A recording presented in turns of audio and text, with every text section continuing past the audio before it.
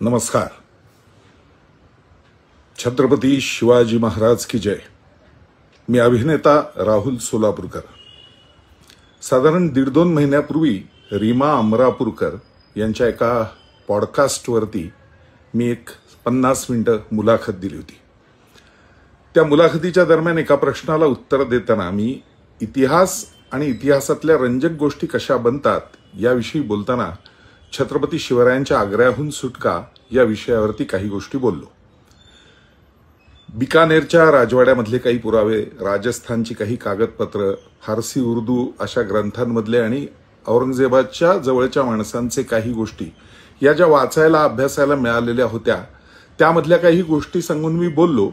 आणि हे बोलताना महाराजांनी कोणाला रत्न दिली, कोणाला पैसे दिले, काय काय केलं हे सगळं याचं फक्त एकत्रीकरण करताना महाराजांनी इतर लोकांना औरंगजेबाच्या जवळच्या कशा पद्धतीने आपल्या बाजूला वळवून घेतलं आणि तिथनं स्वतःची सुटका करून घेतली हा विषय मांडताना मी लाच हा शब्द वापरला।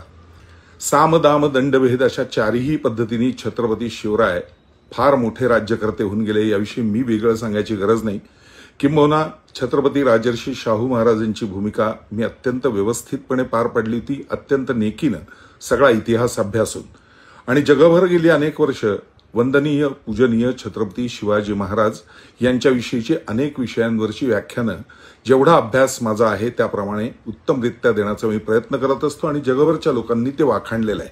त्यामुळे छत्रपती शिवरायांचा अपमान करायचा हे माझ्या मनात येऊ सुद्धा शकत नाही, त्याचा विचार सुद्धा होऊ शकत नाही।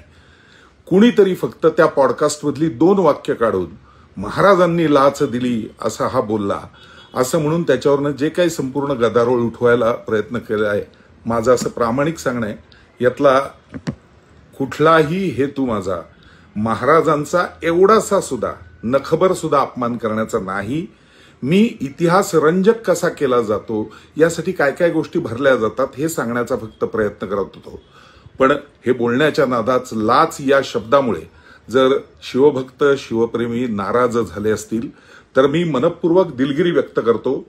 छत्रपती शिवरायांचं गुणगान गातच आयुष्यभर मी मोठा झालेलो आहे, गडकिल्ल्यांवरनं वाढलेलो आहे। रायगडावरची डॉक्युमेंटरी त्यासाठीच मी केलेली होती की आपण कसं पंढरपूरच्या जसा वारकरी असतो त्याच भावनेने छत्रपतींच्या समाधीसमोर नतमस्तक झालं पाहिजे। अनेक कार्यक्रमांना आणि महाराजांच्या इतर सर्व गोष्टींना सातत्याने वंदन करून पुढे जाणारा एक मी शिवप्रेमी नागरिक आहे महाराष्ट्रातला। त्यामुळे ज्या कोणाला असं वाटत असेल की मी काही बोलल्यामुळे भावना दुखावल्या, शिवाजी महाराजांना कमी लेखण्याचा प्रयत्न केला, तर असं माझ्याच्यानी स्वप्नात सुद्धा होऊ शकत नाही। हे कायम लक्षात ठेवा। माझं प्रामाणिक मत एवढंच आहे की याच्यावरनं उगाच काहीतरी महाराष्ट्रात गदारोळ उठवू नका। तुम्ही म्हणत असाल तर इथून पुढे शिवाजी या विषयावर मी बोलणं सुद्धा बंद करेन। मी जो काही विषय मांडण्याचा प्रयत्न केला होता तो विषय मांडताना मी फक्त मूळ इतिहास आणि रंजकता असा विषय घेऊन त्याविषयी बोललेलो होतो। त्याविषयी अनेक इतिहास अभ्यासकांनी उत्तम लिहिलेलं आहे, अनेक पुरावे उपलब्ध आहेत। फारसी गोष्टींपासून राजस्थानच्या बिकानेरच्या राजवाड्यात जिथं औरंगजेबाचा मूळ तो करार सगळा जो मिर्झा राजे जयसिंगांबरोबर झाला तो उपलब्ध आहे। माझं एवढंच म्हणणं आहे की उगाच एखाद्या शब्दावरनं कीस काढायचा आणि एखाद्या व्यक्तिमत्वाला सातत्याने झोडपायचं हा विषय कृपया सर्व शिवप्रेमी भक्तांनी बंद करावा। पुन्हा एकदा सांगतो, लाच हा शब्द वापरल्यामुळे जर कदाचित आपल्या सगळ्यांच्या भावना दुखावल्या असतील तर त्याबद्दल मी मनपूर्वक दिलगीर आहे। हा शब्द शिवाजी महाराजांना कमी लेखण्यासाठी अजिबात नव्हता। लाचखोर मंडळी औरंगजेबाची होती एवढं मात्र कायम लक्षात ठेवा। त्याचे पुरावे पण आहेत, अगदी अली कुली खानपासून सगळ्यांचे। मी त्या विषयात आता मात्र पडणार नाही। लाच हा शब्द वापरल्याबद्दल मनपूर्वक दिलगिरी व्यक्त करतो। शिवरायांपुढे 1000 वेळा मी नतमस्तक आहे। कदाचित जर आपल्या या भावना दुखावल्या असतील तर त्या या माझ्या खुलाशामुळे दूर होतील अशी अपेक्षा।